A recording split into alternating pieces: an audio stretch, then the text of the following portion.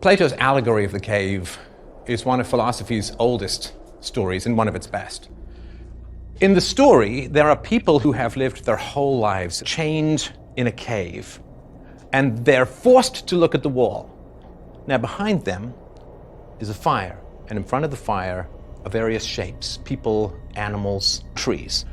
And they see, against the flickering firelight of the cave wall, these shapes, and they think that they're looking at reality.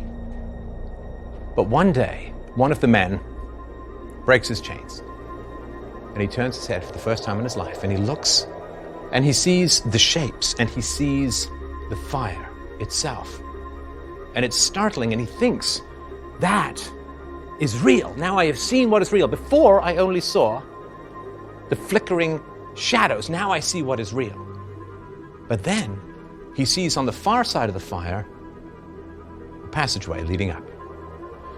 Curious, he decides to go up the stairs. And he climbs the stairs one by one, and he begins to see the lights. Not of the flickering shadows, not of the fire, not of the shapes, but of the world itself. And he sees the world for what it is. He sees the actual trees, not the shadows of trees, not the models of trees, the actual trees. He sees the sky, he sees the sun. It all becomes blindingly clear to him, and he realizes that he has spent his life imprisoned into a false reality. We are told by the media what the world is. We are told by the media what is right, what is wrong, what to believe, who to love, who to hate. These are just shadows on the wall of the cave. And then the thought comes to his mind as he regards this beauty, and he says, I must share this with the people below, with my friends, my companions, my compatriots chained in the cave. So he takes a last look to drink in the glory of everything that he sees. And then, with excitement, with joy, with anticipation, he turns back down into the cave. And he starts to tell everyone chained to the wall, this is not real, this is not real, these are illusions. And he reaches down and he tries to break their chains. And they do not thank him. They do not praise him. They do not admire his wisdom and his courage. They fight him. And they call him mad. They call him deranged, delusional, disruptive, seditious, dangerous. And he faces the choice that we all face when we learn the truth.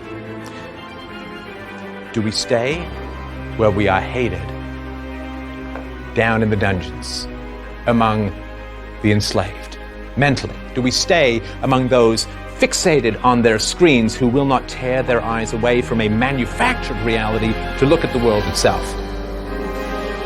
Or do we go and climb those stairs again to imbibe all the glory and beauty of the natural world, leaving behind those who fight us for bringing them the truth?